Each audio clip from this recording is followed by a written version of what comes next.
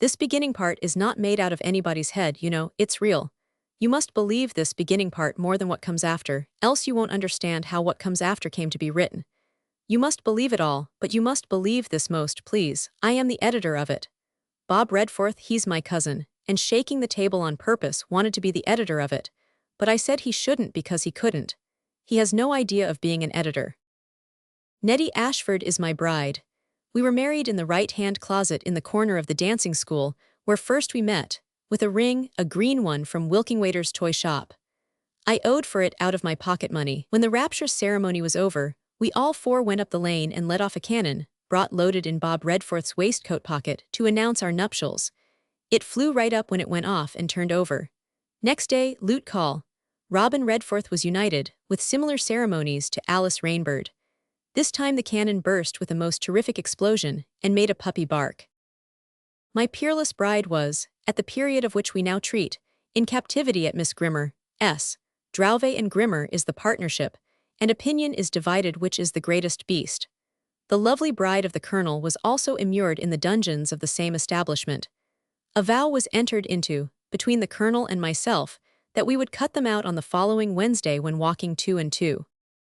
Under the desperate circumstances of the case, the active brain of the colonel, combining with his lawless pursuit, he is a pirate, suggested an attack with fireworks. This, however, from motives of humanity, was abandoned as too expensive. Lightly armed with a paper knife buttoned up under his jacket, and waving the dreaded black flag at the end of a cane, the colonel took command of me at 2 p.m. on the eventful and appointed day. He had drawn out the plan of attack on a piece of paper, which was rolled up round a hoop stick. He showed it to me, my position and my full-length portrait, but my real ears don't stick out horizontal, was behind a corner lamp-post, with written orders to remain there till I should see Miss Drowve fall. The Drowve who was to fall was the one in spectacles, not the one with the large lavender bonnet. At that signal I was to rush forth, seize my bride, and fight my way to the lane. Their junction would be effected between myself and the colonel, and putting our brides behind us, between ourselves and the palings, we were to conquer or die. The enemy approached. Waving his black flag, the colonel attacked. Confusion ensued. Anxiously I awaited my signal, but my signal came not. So far from falling, the hated Drowve in spectacles appeared to me to have muffled the colonel's head in his outlawed banner, and to be pitching into him with a parasol. The one in the lavender bonnet also performed prodigies of valor with her fists on his back. Seeing that all was for the moment lost, I fought my desperate way hand to the lane. Through taking the back road, I was so fortunate as to meet nobody, and arrived there uninterrupted. It seemed an age ere the colonel joined me. He had been to the jobbing tailors to be sewn up in several places, and attributed our defeat to the refusal of the detested Drowve to fall. Finding her so obstinate, he had said to her, "Die, recreant," but had found her no more open to reason on that point than the other. My blooming bride appeared, accompanied by the colonel's bride at the dancing school next day. What, was her face averted from me? Ha, even so. With a look of scorn she put into my hand a bit of paper and took another partner. On the paper was penciled, "Heavens, can I write the word, is my husband a cow?" In the first bewilderment of my heated brain, I tried to think what slanderer could have traced my family to the ignoble animal mentioned above. Vain were my endeavors. At the end of that dance, I whispered the colonel to come into the cloakroom, and I showed him the note. "There is a syllable wanting," said he, with a gloomy brow. "Ha, what syllable?" was my inquiry. "She asks, can she write the word? And no, you see she couldn't," said the colonel, pointing out the passage. "And the word was," said I. "Cow, cow, coward," hissed the pirate colonel in my ear and gave me back the note. Feeling that I must forever tread the earth a branded person I mean, or that I must clear up my honor, I demanded to be tried by a court-martial. The colonel admitted my right to be tried. Some difficulty was found in composing the court, on account of the Emperor of France's aunt refusing to let him come out. He was to be the president. Ere yet we had appointed a substitute, he made his escape over the back wall and stood among us, a free monarch. The court was held on the grass by the pond. I recognized, in a certain admiral among my judges, my deadliest foe. A coconut had given rise to language that I could not brook, but confiding in my innocence, and also in the knowledge that the President of the United States, who sat next him, owed me a knife. I braced myself for the ordeal. It was a solemn spectacle, that court. 2 executioners with pinafores reversed led me in. Under the shade of an umbrella, I perceived my bride, supported by the bride of the pirate colonel. The president, having reproved a little female ensign for tittering on a matter of life or death, called upon me to plead, coward or no coward, guilty or not guilty. I pleaded in a firm tone, no coward and not guilty. The little female ensign, being again reproved by the president for misconduct, mutinied, left the court, and threw stones. My implacable enemy, the admiral, conducted the case against me. The colonel's bride was called to prove that I had remained behind the corner lamp-post during the engagement. I might have been spared the anguish of my own bride's being also made a witness to the same point, but the admiral knew where to wound me. Be still, my soul, no matter. The colonel was then brought forward with his evidence. It was for this point that I had saved myself up, as the turning point of my case, shaking myself free of my guards, who had no business to hold me, the stupids, unless I was found guilty. I asked the colonel what he considered the first duty of a soldier. Ere he could reply, the President of the United States rose and informed the court that my foe, the admiral, had suggested bravery, and that prompting a witness wasn't fair. The President of the court immediately ordered the admiral's mouth to be filled with leaves and tied up with string. I had the satisfaction of seeing the sentence carried into effect before the proceedings went further. I then took a paper from my trousers pocket and asked, "What do you consider, Call Redford, the first duty of a soldier? Is it obedience?" "It is," said the colonel. "Is that paper, please to look at it in your hand?" "It is," said the colonel. "Is it a military sketch?" "It is," said the colonel. "Of an engagement?" "Quite so," said the colonel. "Of the late engagement?" "Of the late engagement." "Please to describe it, and then hand it to the president of the court."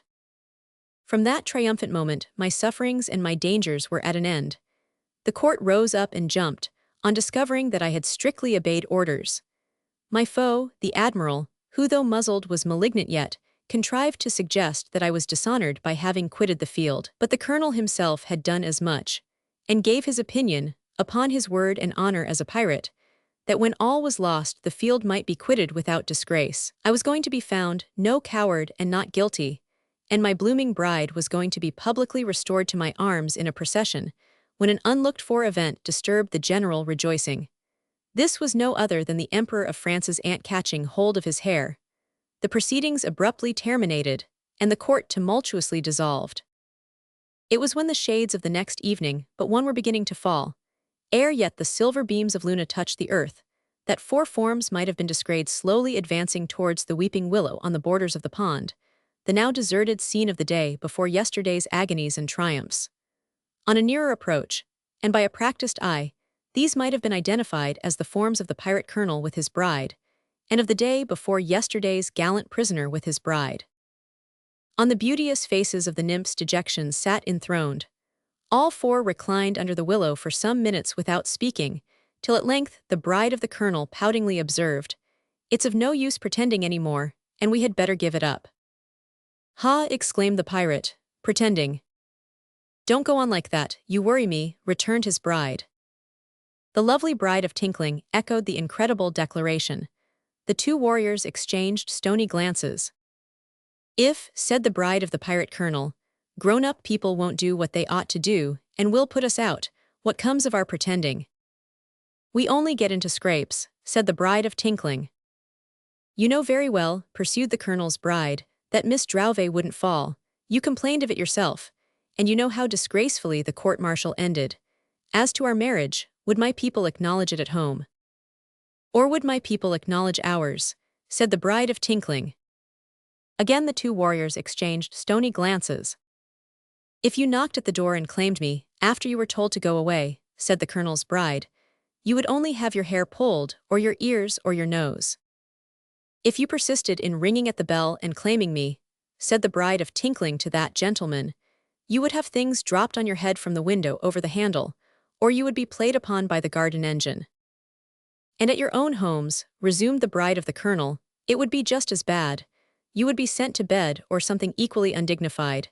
Again, how would you support us?" The pirate colonel replied in a courageous voice, by rappin', but his bride retorted, suppose the grown-up people wouldn't be rappined. Then, said the colonel, they should pay the penalty in blood. But suppose they should object, retorted his bride, and wouldn't pay the penalty in blood or anything else. A mournful silence ensued.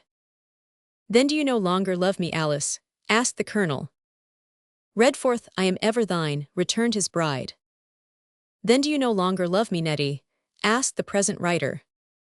Tinkling, I am ever thine, returned my bride. We all four embraced. Let me not be misunderstood by the giddy. The colonel embraced his own bride, and I embraced mine, but 2 times 2 make 4. Nettie and I, said Alice mournfully, have been considering our position. The grown-up people are too strong for us, they make us ridiculous. Besides, they have changed the times. William Tinkling's baby brother was christened yesterday. What took place? Was any king present? Answer, William. I said no, unless disguised as Great Uncle Chopper. Any queen? There had been no queen that I knew of at our house. There might have been one in the kitchen, but I didn't think so, or the servants would have mentioned it. Any fairies? None that were visible. We had an idea among us, I think, said Alice, with a melancholy smile, we four, that Miss Grimmer would prove to be the wicked fairy, and would come in at the christening with her crutchstick, and give the child a bad gift. Was there anything of that sort? Answer, William. I said that Ma had said afterwards, and so she had, that Great Uncle Chopper's gift was a shabby one, but she hadn't said a bad one. She had called it shabby, electrotyped, second-hand, and below his income. It must be the grown-up people who have changed all this, said Alice. We couldn't have changed it if we had been so inclined, and we never should have been. Or perhaps Miss Grimmer is a wicked fairy after all, and won't act up to it because the grown-up people have persuaded her not to. Either way, they would make us ridiculous if we told them what we expected. Tyrants, muttered the pirate colonel. Nay, my Redforth, said Alice, say not so. Call not names, my Redforth, or they will apply to Pa. Let 'em, said the colonel, I do not care who's he. Tinkling here undertook the perilous task of remonstrating with his lawless friend, who consented to withdraw the moody expressions above quoted. What remains for us to do? Alice went on in her mild, wise way. We must educate, we must pretend in a new manner, we must wait. The colonel clenched his teeth, 4 out in front and a piece of another, and he had been twice dragged to the door of a dentist despot, but had escaped from his guards. How educate, how pretend in a new manner, how wait? Educate the grown-up people, replied Alice. We part tonight. Yes, Redforth, for the colonel tucked up his cuffs, part tonight. Let us in these next holidays, now going to begin, throw our thoughts into something educational for the grown-up people, hinting to them how things ought to be. Let us veil our meaning under a mask of romance. You, I, and Nettie, William Tinkling being the plainest and quickest writer, shall copy out. Is it agreed? The colonel answered sulkily, I don't mind. He then asked, how about pretending? We will pretend, said Alice, that we are children, not that we are those grown-up people who won't help us out as they ought, and who understand us so badly. The colonel, still much dissatisfied, growled, how about waiting? We will wait, answered little Alice, taking Nettie's hand in hers and looking up to the sky. We will wait, ever constant and true, till the times have got so changed as that everything helps us out and nothing makes us ridiculous and the fairies have come back. We will wait, ever constant and true, till we are 80, 90, or 100. And then the fairies will send us children, and we will help them out, poor pretty little creatures, if they pretend ever so much. So we will, dear, said Nettie Ashford, taking her round the waist with both arms and kissing her. And now if my husband will go and buy some cherries for us, I have got some money. In the friendliest manner, I invited the colonel to go with me, but he so far forgot himself as to acknowledge the invitation by kicking out behind, and then lying down on his stomach on the grass, pulling it up and chewing it. When I came back, however, Alice had nearly brought him out of his vexation, and was soothing him by telling him how soon we should all be 90. As we sat under the willow tree and ate the cherries fair, for Alice shared them out, we played at being 90. Nettie complained that she had a bone in her old back, and it made her hobble, and Alice sang a song in an old woman's way, but it was very pretty, and we were all merry. At least, I don't know about merry exactly, but all comfortable. There was a most tremendous lot of cherries, and Alice always had with her some neat little bag or box or case, to hold things. In it that night was a tiny wine glass. So Alice and Nettie said they would make some cherry wine to drink our love at parting. Each of us had a glassful, and it was delicious, and each of us drank the toast, our love at parting. The Colonel drank his wine last, and it got into my head directly that it got into his directly. Anyhow, his eyes rolled immediately after he had turned the glass upside down, and he took me on one side and proposed in a hoarse whisper that we should cut em out still. How did he mean? I asked my lawless friend. Cut our brides out, said the Colonel, and then cut our way, without going down a single turning, bang to the Spanish Main. We might have tried it, though I didn't think it would answer. Only we looked round and saw that there was nothing but moonlight under the willow tree, and that our pretty, pretty wives were gone. We burst out crying. The Colonel gave in second and came to first, but he gave in strong. We were ashamed of our red eyes, and hung about for half an hour to whiten them. Likewise a piece of chalk round the rims, I doing the Colonel S and he mine, but afterwards found in the bedroom looking-glass not natural, besides inflammation. Our conversation turned on being 90. The Colonel told me he had a pair of boots that wanted soling and heeling, but he thought it hardly worth while to mention it to his father, as he himself should so soon be 90, when he thought shoes would be more convenient. The Colonel also told me with his hand upon his hip that he felt himself already getting on in life and turning rheumatic. And I told him the same. And when they said at our house at supper, they are always bothering about something that I stooped, I felt so glad. This is the end of the beginning part, that you were to believe most. Part 2. Romance, from the pen of Miss Alice Rainbird. There was once a king, and he had a queen, and he was the manliest of his sex, and she was the loveliest of hers. The king was, in his private profession, under government.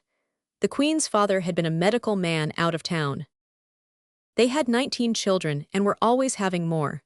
17 of these children took care of the baby, and Alicia, the eldest, took care of them all. Their ages varied from 7 years to 7 months. Let us now resume our story. One day the king was going to the office, when he stopped at the fishmonger's to buy 1.5 pounds of salmon not too near the tail, which the queen, who was a careful housekeeper, had requested him to send home.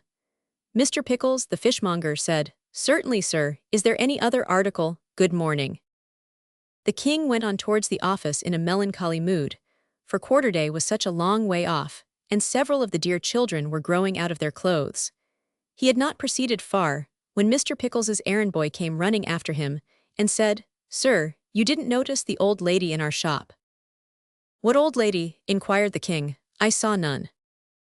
Now the king had not seen any old lady, because this old lady had been invisible to him, though visible to Mr. Pickles's boy.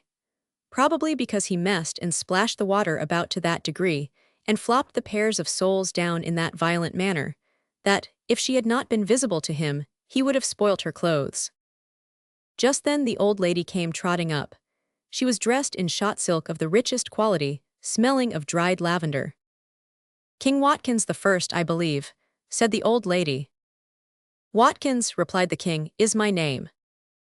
"Papa, if I am not mistaken, of the beautiful Princess Alicia," said the old lady. "And of 18 other darlings," replied the king. "Listen, you are going to the office," said the old lady. It instantly flashed upon the king that she must be a fairy, or how could she know that? "You are right," said the old lady, answering his thoughts. "I am the good fairy Grandmarina. Attend, when you return home to dinner, politely invite the Princess Alicia to have some of the salmon you bought just now." "It may disagree with her," said the king. The old lady became so very angry at this absurd idea, that the king was quite alarmed, and humbly begged her pardon. "We hear a great deal too much about this thing disagreeing, and that thing disagreeing," said the old lady, with the greatest contempt it was possible to express. "Don't be greedy, I think you want it all yourself." The king hung his head under this reproof, and said he wouldn't talk about things disagreeing any more. "Be good then," said the fairy Grandmarina, "and don't. When the beautiful Princess Alicia consents to partake of the salmon, as I think she will, you will find she will leave a fishbone on her plate. Tell her to dry it, and to rub it, and to polish it till it shines like mother of pearl, and to take care of it as a present from me." "Is that all?" asked the king. "Don't be impatient, sir," returned the fairy Grandmarina, scolding him severely. Don't catch people short before they have done speaking, just the way with you grown-up persons. You are always doing it." The king again hung his head, and said he wouldn't do so any more. "Be good then," said the fairy Grandmarina, "and don't. Tell the Princess Alicia with my love that the fishbone is a magic present which can only be used once, but that it will bring her, that once, whatever she wishes for, provided she wishes for it at the right time. That is the message, take care of it." The king was beginning, "Might I ask the reason?" when the fairy became absolutely furious. "Will you be good, sir?" she exclaimed, stamping her foot on the ground. "The reason for this and the reason for that, indeed, you are always wanting the reason. No reason, there, hoity-toity me, I am sick of your grown-up reasons." The king was extremely frightened by the old lady's flying into such a passion, and said he was very sorry to have offended her, and he wouldn't ask for reasons any more. "Be good then," said the old lady, "and don't." With those words, Grandmarina vanished, and the king went on and on and on, till he came to the office. There he wrote and wrote and wrote, till it was time to go home again. Then he politely invited the Princess Alicia, as the fairy had directed him, to partake of the salmon. And when she had enjoyed it very much, he saw the fishbone on her plate, as the fairy had told him he would, and he delivered the fairy's message, and the Princess Alicia took care to dry the bone, and to rub it, and to polish it, till it shone like mother of pearl. And so, when the queen was going to get up in the morning, she said, "Oh dear me, my head," and then she fainted away. The Princess Alicia, who happened to be looking in at the chamber door, asking about breakfast, was very much alarmed when she saw her royal mamma in this state, and she rang the bell for Peggy, which was the name of the Lord Chamberlain. But remembering where the smelling bottle was, she climbed on a chair and got it, and after that she climbed on another chair by the bedside and held the smelling bottle to the queen's nose. And after that she jumped down and got some water, and after that she jumped up again and wetted the queen's forehead. And in short, when the Lord Chamberlain came in, that dear old woman said to the little princess, "What a trot you are, I couldn't have done it better myself." But that was not the worst of the good queen's illness. Oh no, she was very ill indeed for a long time. The Princess Alicia kept the 17 young princes and princesses quiet, and dressed and undressed and danced the baby, and made the kettle boil and heated the soup, and swept the hearth, and poured out the medicine, and nursed the queen, and did all that ever she could, and was as busy as busy could be, for there were not many servants at that palace for 3 reasons. Because the king was short of money, because a rise in his office never seemed to come, and because quarter-day was so far off that it looked almost as far off and as little as one of the stars. But on the morning when the queen fainted away, where was the magic fishbone? Why, there it was in the Princess Alicia's pocket. She had almost taken it out to bring the queen to life again, when she put it back, and looked for the smelling bottle. After the queen had come out of her swoon that morning, and was dozing, the Princess Alicia hurried upstairs to tell a most particular secret to a most particularly confidential friend of hers, who was a duchess. People did suppose her to be a doll, but she was really a duchess, though nobody knew it except the princess. This most particular secret was the secret about the magic fishbone, the history of which was well known to the duchess, because the princess told her everything. The princess kneeled down by the bed on which the duchess was lying, full dressed and wide awake, and whispered the secret to her. The duchess smiled and nodded. People might have supposed that she never smiled and nodded, but she often did, though nobody knew it except the princess. Then the Princess Alicia hurried downstairs again, to keep watch in the queen's room. She often kept watch by herself in the queen's room, but every evening, while the illness lasted, she sat there watching with the king, and every evening the king sat looking at her with a cross look, wondering why she never brought out the magic fishbone. As often as she noticed this, she ran upstairs, whispered the secret to the duchess over again, and said to the duchess besides, "They think we children never have a reason or a meaning." And the duchess, though the most fashionable duchess that ever was heard of, winked her eye. "Alicia," said the king one evening when she wished him good night. "Yes, Papa." "What has become of the magic fishbone?" "In my pocket, Papa." "I thought you had lost it." "Oh no, Papa." "Or forgotten it." "No indeed, Papa." And so another time, the dreadful little snapping pug dog next door made a rush at one of the young princes as he stood on the steps coming home from school, and terrified him out of his wits, And he put his hand through a pane of glass, and bled, bled, bled. When the 17 other young princes and princesses saw him bleed, bleed, bleed, they were terrified out of their wits too, and screamed themselves black in their 17 faces all at once. But the Princess Alicia put her hands over all their 17 mouths, one after another, and persuaded them to be quiet because of the sick queen. And then she put the wounded prince's hand in a basin of fresh, cold water, while they stared with their twice 17 are 34, put down 4 and carry 3 eyes, and then she looked in the hand for bits of glass, and there were fortunately no bits of glass there. And then she said to 2 chubby-legged princes, who were sturdy though small, "Bring me in the royal rag-bag. I must snip and stitch and cut and contrive." So these 2 young princes tugged at the royal rag-bag and lugged it in. And the Princess Alicia sat down on the floor, with a large pair of scissors and a needle and thread, and snipped and stitched and cut and contrived, and made a bandage and put it on, and it fitted beautifully. And so when it was all done, she saw the king her papa looking on by the door. "Alicia." "Yes, papa." "What have you been doing?" "Snipping, stitching, cutting and contriving, papa." "Where is the magic fishbone?" "In my pocket, papa." "I thought you had lost it." "Oh no, papas." "Or forgotten it." "No indeed, papa." After that, she ran upstairs to the Duchess, and told her what had passed, and told her the secret over again, and the Duchess shook her flaxen curls, and laughed with her rosy lips. Well, and so another time the baby fell under the grate. The 17 young princes and princesses were used to it, for they were almost always falling under the grate or down the stairs, but the baby was not used to it yet, and it gave him a swelled face and a black eye. The way the poor little darling came to tumble was that he was out of the Princess Alicia's lap just as she was sitting, in a great coarse apron that quite smothered her, in front of the kitchen fire, beginning to peel the turnips for the broth for dinner. And the way she came to be doing that was that the king's cook had run away that morning with her own true love, who was a very tall but very tipsy soldier. Then the 17 young princes and princesses, who cried at everything that happened, cried and roared. But the Princess Alicia, who couldn't help crying a little herself, quietly called to them to be still, on account of not throwing back the queen upstairs, who was fast getting well, and said, "Hold your tongues, you wicked little monkeys, every one of you, while I examine baby." Then she examined baby, and found that he hadn't broken anything, and she held cold iron to his poor dear eye and smoothed his poor dear face, and he presently fell asleep in her arms.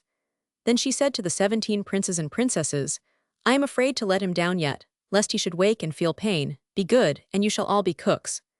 They jumped for joy when they heard that, and began making themselves cooks' caps out of old newspapers. So to one she gave the salt box, and to one she gave the barley, and to one she gave the herbs, and to one she gave the turnips, and to one she gave the carrots, and to one she gave the onions, and to one she gave the spice box, till they were all cooks and all running about at work, she sitting in the middle, smothered in the great coarse apron, nursing baby. By and by the broth was done, and the baby woke up, smiling like an angel, and was trusted to the sedatist princess to hold, while the other princes and princesses were squeezed into a far-off corner to look at the Princess Alicia turning out the saucepan full of broth, for fear, as they were always getting into trouble, they should get splashed and scalded. When the broth came tumbling out, steaming beautifully and smelling like a nosegay good to eat, they clapped their hands.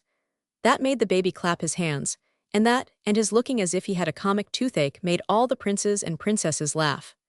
So the Princess Alicia said, "Laugh and be good, and after dinner we will make him a nest on the floor in a corner, and he shall sit in his nest and see a dance of 18 cooks." That delighted the young princes and princesses, and they ate up all the broth, and washed up all the plates and dishes, and cleared away, and pushed the table into a corner.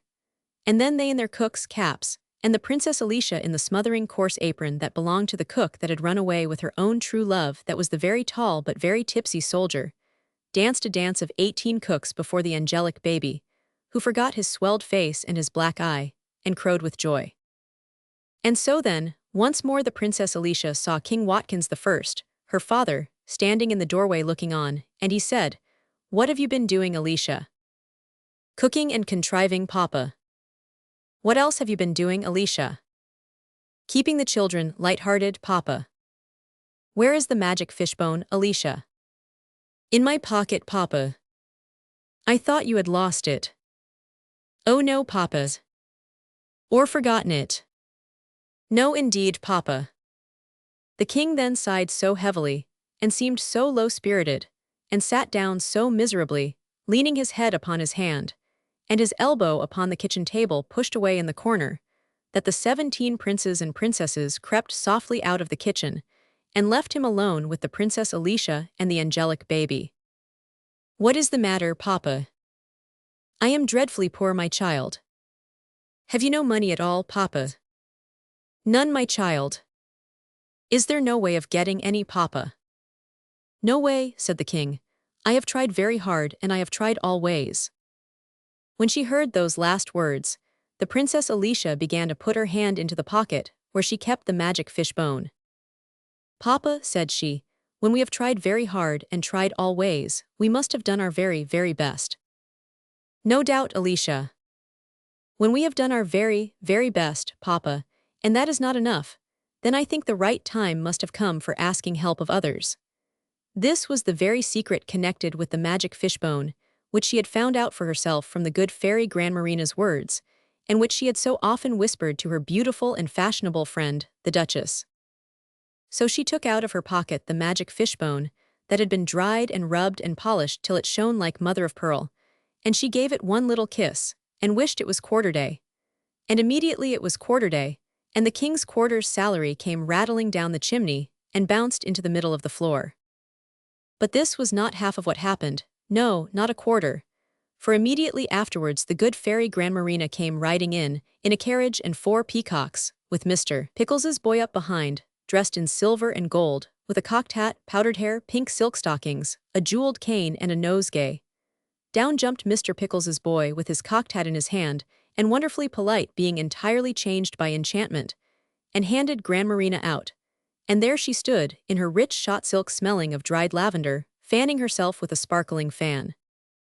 Alicia, my dear, said this charming old fairy, how do you do? I hope I see you pretty well, give me a kiss. The Princess Alicia embraced her, and then Grandmarina turned to the king and said rather sharply, Are you good? The king said he hoped so. I suppose you know the reason now, why my goddaughter here, kissing the princess again, did not apply to the fishbone sooner, said the fairy. The king made a shy bow. Ah, but you didn't then, said the fairy. The king made a shyer bow. Any more reasons to ask for, said the fairy. The king said no, and he was very sorry. Be good then, said the fairy, and live happy ever afterwards.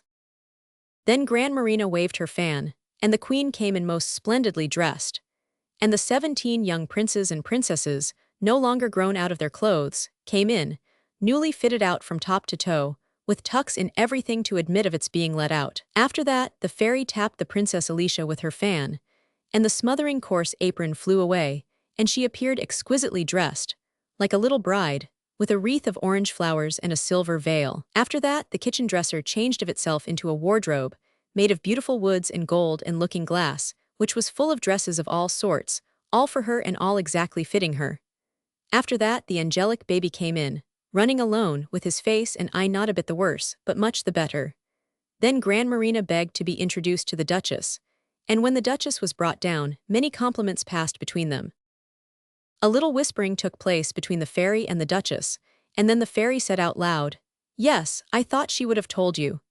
Grandmarina then turned to the king and queen and said, We are going in search of Prince Certain Personio. The pleasure of your company is requested at church in half an hour precisely. So she and the Princess Alicia got into the carriage, and Mr. Pickles's boy handed in the Duchess, who sat by herself on the opposite seat. And then Mr. Pickles's boy put up the steps and got up behind, and the peacocks flew away with their tails behind. Prince Certain Personio was sitting by himself, eating barley sugar and waiting to be 90. When he saw the peacocks, followed by the carriage, coming in at the window, it immediately occurred to him that something uncommon was going to happen. Prince, said Grandmarina, I bring you your bride. The moment the fairy said those words, Prince Certain Personio's face left off being sticky, and his jacket and corduroys changed to peach bloom velvet, and his hair curled, and a cap and feather flew in like a bird and settled on his head. He got into the carriage by the fairy's invitation, and there he renewed his acquaintance with the Duchess, whom he had seen before. In the church were the prince's relations and friends, and the Princess Alicia's relations and friends, and the 17 princes and princesses, and the baby, and a crowd of the neighbors. The marriage was beautiful beyond expression. The Duchess was bridesmaid, and beheld the ceremony from the pulpit, where she was supported by the cushion of the desk. Grand Marina gave a magnificent wedding feast afterwards, in which there was everything and more to eat, and everything and more to drink. The wedding cake was delicately ornamented with white satin ribbons, frosted silver, and white lilies, and was 42 yards round. When Grand Marina had drunk her love to the young couple, and Prince Certain Personio had made a speech, and everybody had cried, "Hip, hip, hip, hurrah!" Grand Marina announced to the king and queen that in future there would be 8 quarter-days in every year, except in leap year, when there would be 10. She then turned to Certain Personio and Alicia and said, "My dears, you will have 35 children, and they will all be good and beautiful. 17 of your children will be boys, and 18 will be girls. The hair of the whole of your children will curl naturally. They will never have the measles, and will have recovered from the whooping cough before being born." On hearing such good news, everybody cried out hip hip hip hurrah, again. "It only remains," said Grand Marina in conclusion, "to make an end of the fishbone." So she took it from the hand of the Princess Alicia, and it instantly flew down the throat of the dreadful little snapping pug dog next door and choked him, and he expired in convulsions. Part 3. Romance, from the pen of Liutikal, Robin Rdforth. The subject of our present narrative would appear to have devoted himself to the pirate profession at a comparatively early age. We find him in command of a splendid schooner of 100 guns, loaded to the muzzle. Yet he had had a party in honor of his 10th birthday. It seems that our hero, considering himself spited by a Latin grammar master, demanded the satisfaction due from one man of honor to another. Not getting it, he privately withdrew his haughty spirit from such low company, bought a second-hand pocket pistol, folded up some sandwiches in a paper bag, made a bottle of Spanish licorice water, and entered on a career of valor. It were tedious to follow Boldheart, for such was his name, through the commencing stages of his story. Suffice it that we find him bearing the rank of Capt. Boldheart, reclining in full uniform on a crimson hearthrug spread out upon the quarterdeck of his schooner, the Beauty, in the China Seas. It was a lovely evening, and as his crew lay grouped about him, he favored them with the following melody. "O landsmen are folly. O pirates are jolly. O diddlem dolly. Die. Chorus, heave yo." The soothing effect of these animated sounds floating over the waters, as the common sailors united their rough voices to take up the rich tones of Boldheart, may be more easily conceived than described. It was under these circumstances that the lookout at the masthead gave the word, "Whales." All was now activity. "We're away," cried Capt. Boldheart, starting up. "On the larboard bow, sir," replied the fellow at the masthead, touching his hat, for such was the height of discipline on board of the Beauty, that, even at that height, he was obliged to mind it or be shot through the head. "This adventure belongs to me," said Boldheart. "Boy my harpoon, let no man follow," and leaping alone into his boat, the captain rowed with admirable dexterity in the direction of the monster. All was now excitement. "He nears him," said an elderly seaman, following the captain through his spyglass. "He strikes him," said another seaman, a mere stripling but also with a spyglass. "He tows him towards us," said another seaman, a man in the full vigor of life but also with a spyglass. In fact, the captain was seen approaching, with the huge bulk following. We will not dwell on the deafening cries of Boldheart, Boldheart, with which he was received, when, carelessly leaping on the quarterdeck, he presented his prize to his men. They afterwards made £2,417 10 and 6 by it. Ordering the sail to be braced up, the captain now stood W&W, the Beauty flew rather than floated over the dark blue waters. Nothing particular occurred for a fortnight, except taking, with considerable slaughter, 4 Spanish galleons and a snow from South America, all richly laden. Inaction began to tell upon the spirits of the men. Capt. Boldheart called all hands aft and said, "My lads, I hear there are discontented ones among ye. Let any such stand forth." After some murmuring in which the expressions, "Aye, aye, sir," "Union Jack," "Avast," "Starboard," "Port," "Bowsprit," and similar indications of a mutinous undercurrent though subdued were audible, Bill Boozy, captain of the foretop, came out from the rest. His form was that of a giant, but he quailed under the captain's eye. "What are your wrongs?" said the captain. "Why, d'ye see, Capt. Boldheart," replied the towering manner, "I've sailed, man and boy, for many a year, but I never yet knowed the milk served out for the ship's company's teas to be so sour as teas aboard this craft." At this moment the thrilling cry, "Man overboard!" announced to the astonished crew that Boozy, in stepping back, as the captain in mere thoughtfulness, laid his hand upon the faithful pocket pistol which he wore in his belt, had lost his balance, and was struggling with the foaming tide. All was now stupefaction. But with Capt. Boldheart, to throw off his uniform coat, regardless of the various rich orders with which it was decorated, and to plunge into the sea after the drowning giant, was the work of a moment. Maddening was the excitement when boats were lowered. Intense the joy when the captain was seen holding up the drowning man with his teeth, deafening the cheering when both were restored to the main deck of the Beauty. And, from the instant of his changing his wet clothes for dry ones, Capt. Boldheart had no such devoted though humble friend as William Boozy. Boldheart now pointed to the horizon, and called the attention of his crew to the taper spars of a ship lying snug in harbor under the guns of a fort. "She shall be ours at sunrise," said he. "Serve out a double allowance of grog and prepare for action." All was now preparation. When morning dawned, after a sleepless night, it was seen that the stranger was crowding on all sail to come out of the harbor and offer battle. As the two ships came nearer to each other, the stranger fired a gun and hoisted Roman colors. Boldheart then perceived her to be the Latin grammar master's bark. Such indeed she was, and had been tacking about the world in unavailing pursuit, from the time of his first taking to a roving life. Boldheart now addressed his men, promising to blow them up if he should feel convinced that their reputation required it, and giving orders that the Latin grammar master should be taken alive. He then dismissed them to their quarters, and the fight began with a broadside from the Beauty. She then veered around and poured in another. The Scorpion, so was the bark of the Latin grammar master appropriately called, was not slow to return her fire, and a terrific cannonading ensued, in which the guns of the Beauty did tremendous execution. The Latin grammar master was seen upon the poop, in the midst of the smoke and fire, encouraging his men. To do him justice, he was no craven, though his white hat, his short grey trousers and his long snuff-coloured surtout reaching to his heels, the self-same coat in which he had spited Boldheart, contrasted most unfavourably with the brilliant uniform of the latter. At this moment, Boldheart, seizing a pike and putting himself at the head of his men, gave the word to board.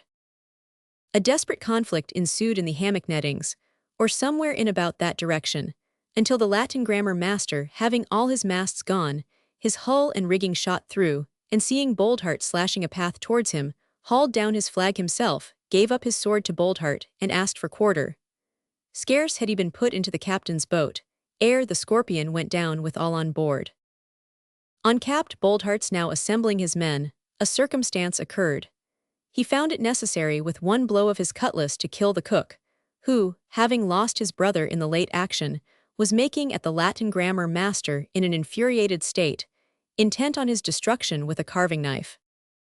Capt. Boldheart then turned to the Latin grammar master, severely reproaching him with his perfidy, and put it to his crew what they considered that a master who spited a boy deserved.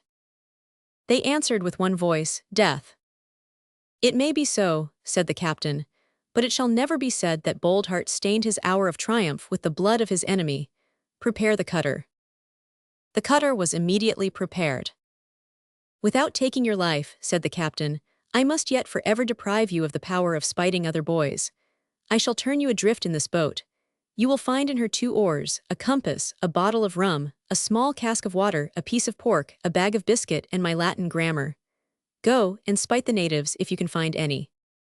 Deeply conscious of this bitter sarcasm, the unhappy wretch was put into the cutter, and was soon left far behind. He made no effort to row, but was seen lying on his back with his legs up, when last made out by the ship's telescopes. A stiff breeze now beginning to blow, Capt. Boldheart gave orders to keep her SSW, easing her a little during the night by falling off a point or two W by W, or even by WS if she complained much. He then retired for the night, having in truth much need of repose. In addition to the fatigues he had undergone, This brave officer had received 16 wounds in the engagement, but had not mentioned it. In the morning a white squall came on and was succeeded by other squalls of various colors. It thundered and lightened heavily for 6 weeks. Hurricanes then set in for 2 months. Waterspouts and tornadoes followed. The oldest sailor on board, and he was a very old one, had never seen such weather. The Beauty lost all idea where she was, and the carpenter reported 6 feet 2 of water in the hold. Everybody fell senseless at the pumps every day. Provisions now ran very low. Our hero put the crew on short allowance and put himself on shorter allowance than any man in the ship. But his spirit kept him fat. In this extremity, the gratitude of Boozy, the captain of the foretop, whom our readers may remember, was truly affecting. The loving though lowly William repeatedly requested to be killed and preserved for the captain's table. We now approach a change of affairs. One day during a gleam of sunshine, and when the weather had moderated, the man at the masthead, too weak now to touch his hat, besides its having been blown away, called out, "Savages!" All was now expectation. Presently 1,500 canoes, each paddled by 20 savages, were seen advancing in excellent order. They were of a light green color, the savages were, and sang, with great energy, the following strain. Chua chua chew tooth. Munch munch nicey. Chua chua chew tooth. Munch munch nicey. As the shades of night were by this time closing in, these expressions were supposed to embody this simple people's views of the evening hymn. But it too soon appeared that the song was a translation of "For what we are going to receive," and see. The chief, imposingly decorated with feathers of lively colors, and having the majestic appearance of a fighting parrot, no sooner understood, he understood English perfectly, that the ship was the Beauty, capped Boldheart, than he fell upon his face on the deck, and could not be persuaded to rise until the captain had lifted him up, and told him he wouldn't hurt him. All the rest of the savages also fell on their faces with marks of terror, and had also to be lifted up one by one. Thus the fame of the great Boldheart had gone before him, even among these children of nature. Turtles and oysters were now produced in astonishing numbers, and on these and yams the people made a hearty meal. After dinner the chief told Capt. Boldheart that there was better feeding up at the village, and that he would be glad to take him and his officers there.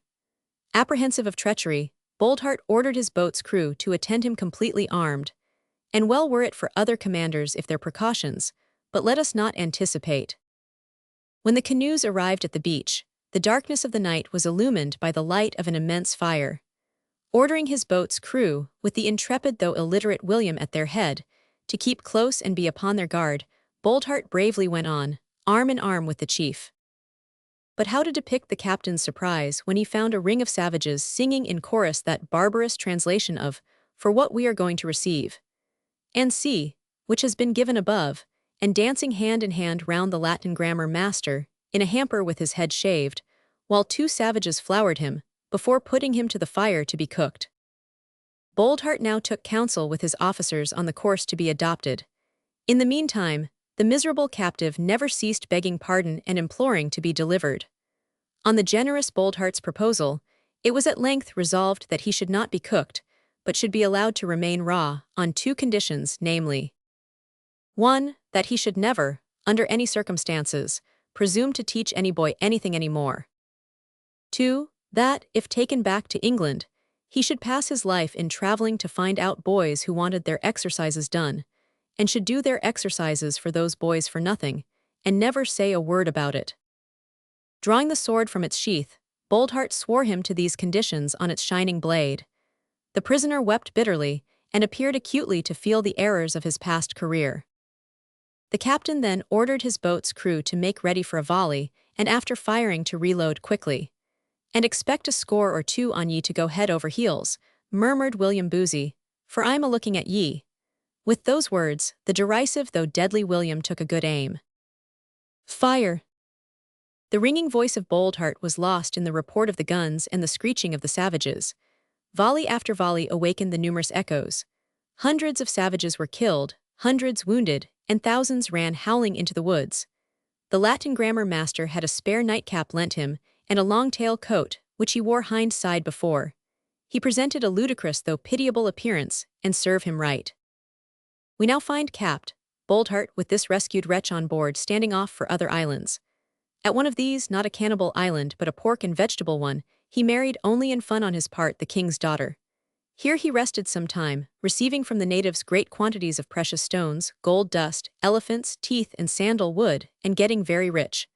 This too, though he almost every day made presents of enormous value to his men.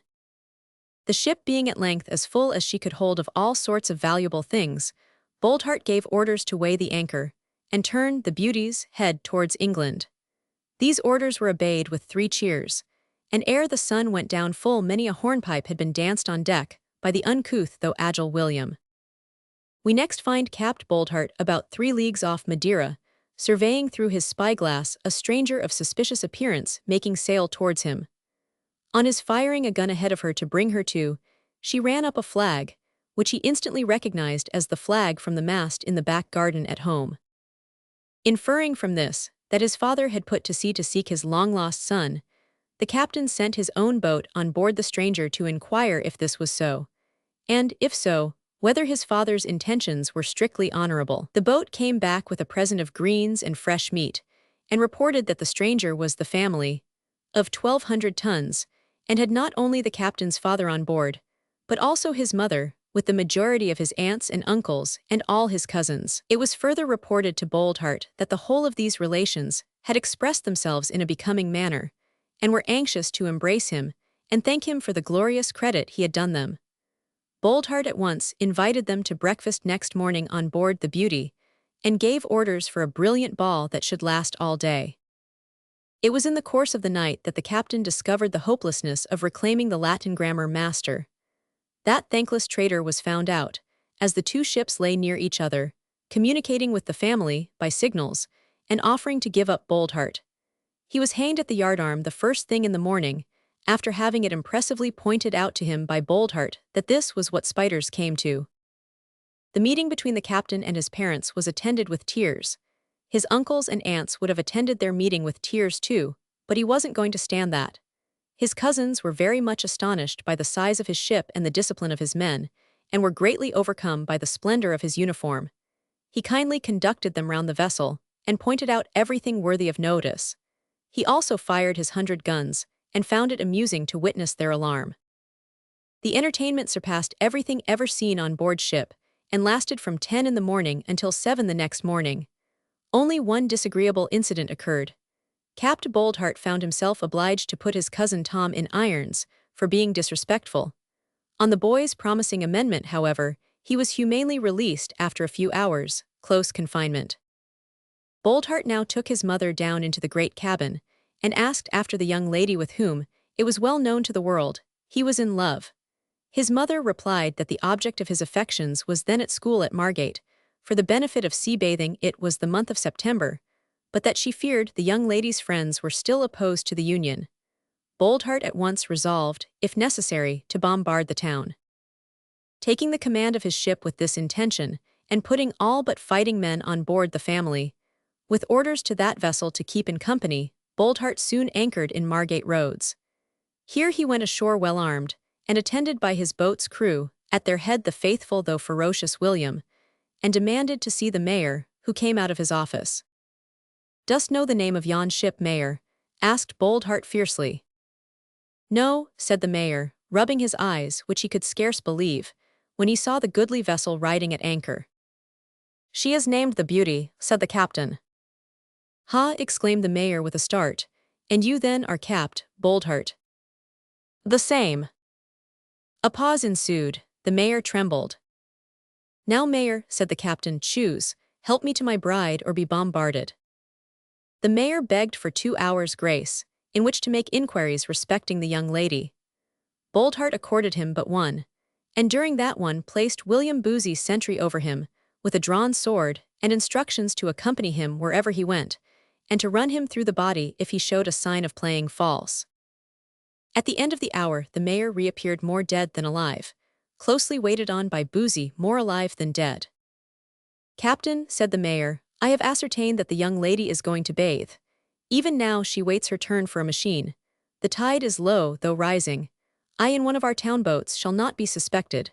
When she comes forth in her bathing dress into the shallow water from behind the hood of the machine, my boat shall intercept her and prevent her return. Do you the rest. Mayor, returned Capt. Boldheart, thou hast saved thy town. The captain then signaled his boat to take him off, and steering her himself, ordered her crew to row towards the bathing ground, and there to rest upon their oars. All happened as had been arranged. His lovely bride came forth, the mayor glided in behind her, she became confused, and had floated out of her depth, when with one skillful touch of the rudder and one quivering stroke from the boat's crew, her adoring Boldheart held her in his strong arms.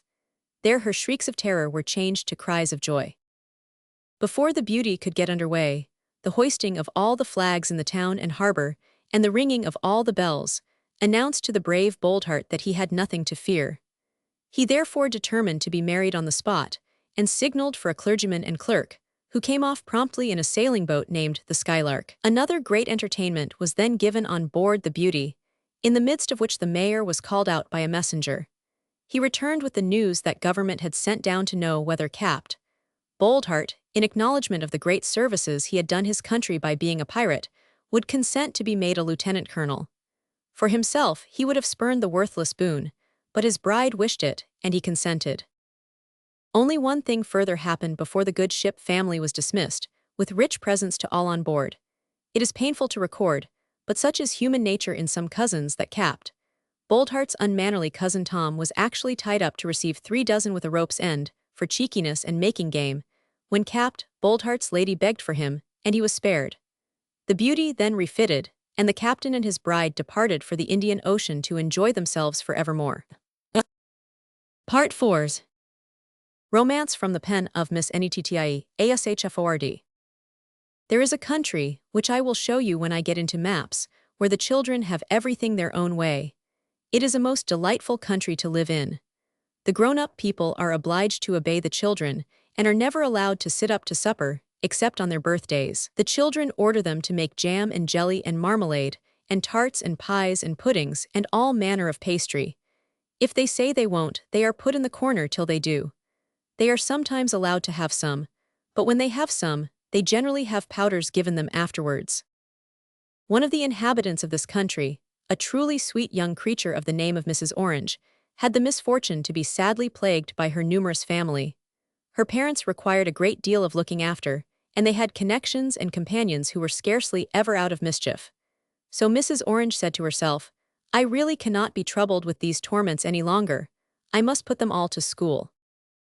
Mrs. Orange took off her pinafore, and dressed herself very nicely, and took up her baby, and went out to call upon another lady of the name of Mrs. Lemon, who kept a preparatory establishment. Mrs. Orange stood upon the scraper to pull at the bell, and give a ring-ting-ting. Mrs. Lemon's neat little housemaid, pulling up her socks as she came along the passage, answered the ring-ting-ting.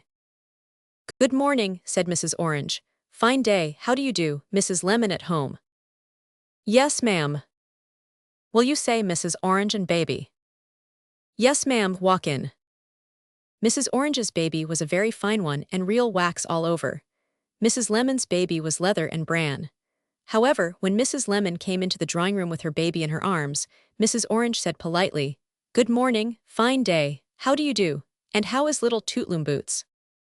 Well, she is but poorly, cutting her teeth, ma'am, said Mrs. Lemon.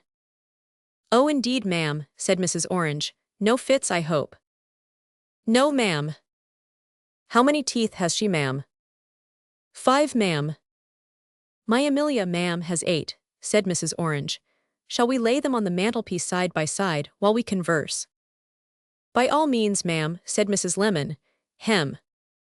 The first question is, ma'am, said Mrs. Orange, I don't bore you. Not in the least, ma'am, said Mrs. Lemon. Far from it, I assure you. Then pray have you, said Mrs. Orange, have you any vacancies? Yes, ma'am, how many might you require?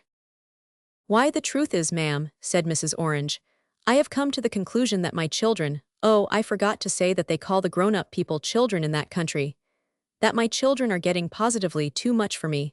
Let me see. 2 parents, 2 intimate friends of theirs, 1 godfather, 2 godmothers, and an aunt. Have you as many as 8 vacancies? I have just 8, ma'am, said Mrs. Lemon.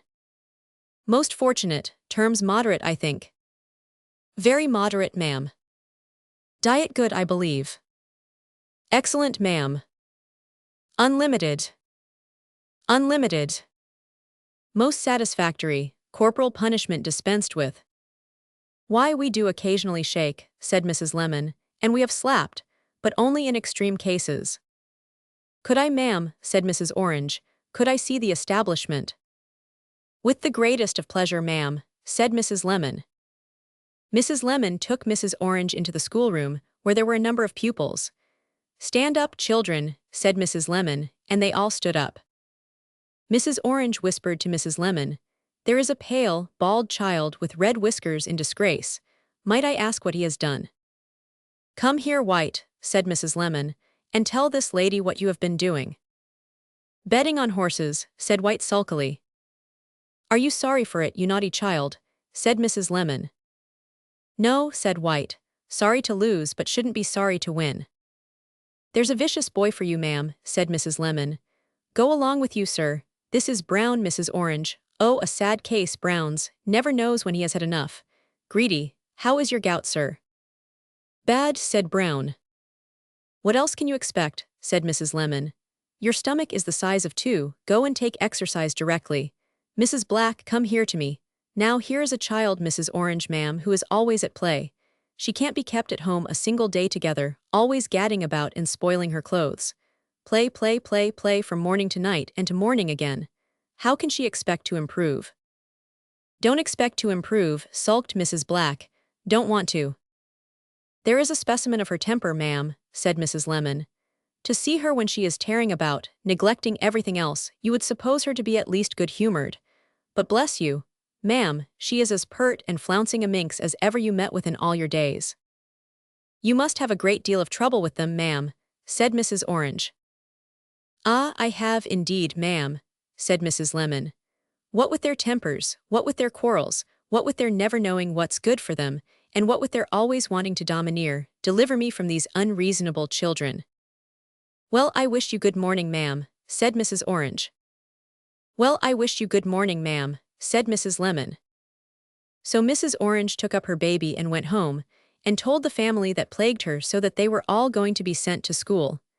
They said they didn't want to go to school, but she packed up their boxes and packed them off.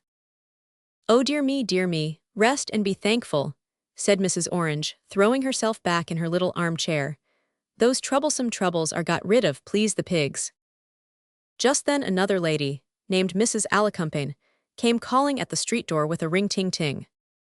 My dear Mrs. Alicumpaine, said Mrs. Orange, how do you do? Pray stay to dinner.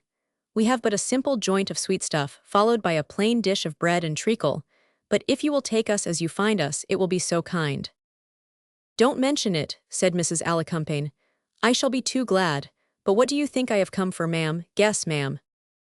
I really cannot guess, ma'am, said Mrs. Orange. Why, I am going to have a small juvenile party tonight, said Mrs. Alicumpaine, and if you and Mr. Orange and baby would but join us, we should be complete. More than charmed, I am sure, said Mrs. Orange. So kind of you, said Mrs. Alicumpaine, but I hope the children won't bore you. Dear things, not at all, said Mrs. Orange. I dote upon them. Mr. Orange here came home from the city, and he came, too, with a ring-ting-ting. James, love, said Mrs. Orange, you look tired. What has been doing in the city today? Trap, bat, and ball, my dear, said Mr. Orange, and it knocks a man up. That dreadfully anxious city, ma'am, said Mrs. Orange to Mrs. Alicumpaine. So wearing, is it not? Oh, so trying, said Mrs. Alicumpaine. John has lately been speculating in the peg-top ring, and I often say to him at night, John, is the result worth the wear and tear? Dinner was ready by this time, so they sat down to dinner, and while Mr. Orange carved the joint of sweetstuff, he said, It's a poor heart that never rejoices. Jane, go down to the cellar and fetch a bottle of the Upest ginger beer. At tea time, Mr. and Mrs. Orange and baby and Mrs. Alicumpaine went off to Mrs. Alicumpaine's house. The children had not come yet, but the ballroom was ready for them, decorated with paper flowers. How very sweet, said Mrs. Orange. The dear things, how pleased they will be. I don't care for children myself, said Mr. Orange, gaping. Not for girls, said Mrs. Alicumpaine. Come, you care for girls. Mr. Orange shook his head and gaped again. Frivolous and vain, ma'am. My dear James, cried Mrs. Orange, who had been peeping about, do look here. Here's the supper for the darlings, ready laid in the room behind the folding doors. Here's their little pickled salmon, I do declare. And here's their little salad, and their little roast beef and fowls, and their little pastry, and their wee champagne. Yes, I thought it best, ma'am, said Mrs. Alicumpaine, that they should have their supper by themselves.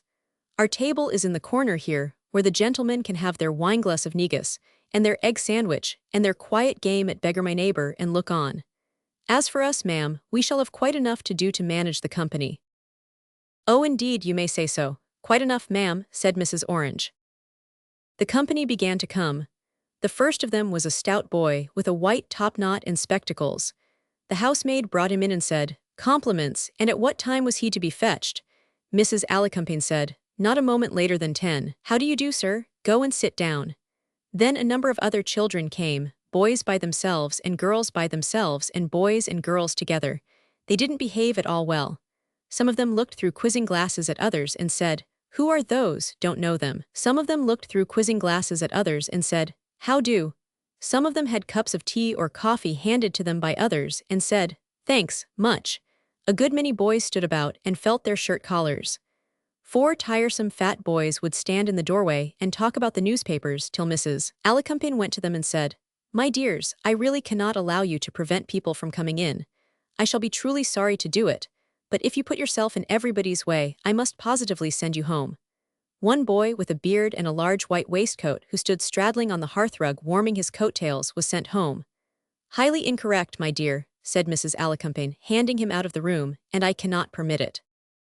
There was a children's band, harp, cornet, and piano, and Mrs. Alicumpaine and Mrs. Orange bustled among the children to persuade them to take partners and dance. But they were so obstinate. For quite a long time they would not be persuaded to take partners and dance. Most of the boys said, Thanks, much, but not at present. And most of the rest of the boys said, Thanks, much, but never do. Oh, these children are very wearing, said Mrs. Alicumpaine to Mrs. Orange. Dear things, I dote upon them, but they are wearing, said Mrs. Orange to Mrs. Alicumpaine. At last they did begin in a slow and melancholy way to slide about to the music, though even then they wouldn't mind what they were told, but would have this partner, and wouldn't have that partner, and showed temper about it. And they wouldn't smile, no, not on any account they wouldn't, but when the music stopped, went round and round the room in dismal twos, as if everybody else was dead. Oh, it's very hard indeed to get these vexing children to be entertained, said Mrs. Alicumpaine to Mrs. Orange. I dote upon the darlings, but it is hard, said Mrs. Orange to Mrs. Alicumpaine. They were trying children, that's the truth. First, they wouldn't sing when they were asked, and then, when everybody fully believed they wouldn't, they would. If you serve us so any more, my love, said Mrs. Alicumpaine to a tall child with a good deal of white back, in mauve silk trimmed with lace, it will be my painful privilege to offer you a bed, and to send you to it immediately. The girls were so ridiculously dressed, too, that they were in rags before supper. How could the boys help treading on their trains? And yet when their trains were trodden on, they often showed temper again, and looked as black, they did. However, they all seemed to be pleased when Mrs. Alicumpaine said, Supper is ready, children. And they went crowding and pushing in, as if they had a dry bread for dinner. How are the children getting on? Said Mr. Orange to Mrs. Orange, when Mrs. Orange came to look after baby. Mrs. Orange had left baby on a shelf near Mr. Orange while he played at beggar my neighbor, and had asked him to keep his eye upon her now and then. Most charmingly, my dear, said Mrs. Orange. So droll to see their little flirtations and jealousies, do come and look. Much obliged to you, my dear, said Mr. Orange, but I don't care about children myself. So Mrs. Orange, having seen that baby was safe, went back without Mr. Orange to the room where the children were having supper. What are they doing now? Said Mrs. Orange to Mrs. Alicumpaine. They are making speeches, and playing at Parliament, said Mrs. Alicumpaine to Mrs. Orange. On hearing this, Mrs. Orange set off once more back again to Mr. Orange and said, James dear, do come. The children are playing at Parliament. Thank you, my dear, said Mr. Orange, but I don't care about Parliament myself. So Mrs. Orange went once again without Mr. Orange to the room where the children were having supper, to see them playing at Parliament. And she found some of the boys crying, "Here, here, here," while other boys cried, "No, no," and others, question, spoke, and all sorts of nonsense that ever you heard. Then one of those tiresome fat boys who had stopped the doorway told them he was on his legs, as if they couldn't see that he wasn't on his head, or on his anything else to explain, and that, with the permission of his honorable friend, if he would allow him to call him so, another tiresome boy bowed. He would proceed to explain. Then he went on for a long time in a sing-song, whatever he meant. Did this troublesome fat boy, about that he held in his hand a glass, and about that he had come down to that house that night to discharge what he would call a public duty, and about that, on the present occasion, he would lay his other hand, upon his heart, and would tell honorable gentlemen that he was about to open the door to general approval. Then he opened the door by saying, "To our hostess," and everybody else said, "To our hostess," and then there were cheers. Then another tiresome boy started up and sing-song, and then half a dozen noisy and nonsensical boys at once. But at last Mrs. Alicumpaine said, "I cannot have this din. Now, children, you have played at Parliament very nicely, but Parliament gets tiresome after a little while, and it's time you left off, for you will soon be fetched." After another dance, with more tearing to rags than before supper, they began to be fetched, and you will be very glad to be told that the tiresome fat boy who had been on his legs was walked off first without any ceremony. When they were all gone, poor Mrs. Alicumpaine dropped upon a sofa, and said to Mrs. Orange, "These children will be the death of me at last, ma'am. They will indeed." "I quite adore them, ma'am," said Mrs. Orange, "but they do want variety." Mr. Orange got his hat, and Mrs. Orange got her bonnet and her baby, and they set out to walk home. They had to pass Mrs. Lemon's preparatory establishment on their way. "I wonder, James dear," said Mrs. Orange, looking up at the window, "whether the precious children are asleep." "I don't care much whether they are or not myself," said Mr. Orange. "James dear." "You dote upon them, you know," said Mr. Orange. "That's another thing." "I do," said Mrs. Orange rapturously. "Oh, I do." "I don't," said Mr. Orange. "But I was thinking, James love," said Mrs. Orange, pressing his arm, "whether our dear, good, kind Mrs. Lemon would like them to stay the holidays with her." "If she was paid for it, I dare say she would," said Mr. Orange. "I adore them, James," said Mrs. Orange, "but suppose we pay her then." This was what brought that country to such perfection, and made it such a delightful place to live in. The grown-up people, that would be in other countries, soon left off being allowed any holidays after Mr. and Mrs. Orange tried the experiment, and the children, that would be in other countries, kept them at school as long as ever they lived, and made them do whatever they were told.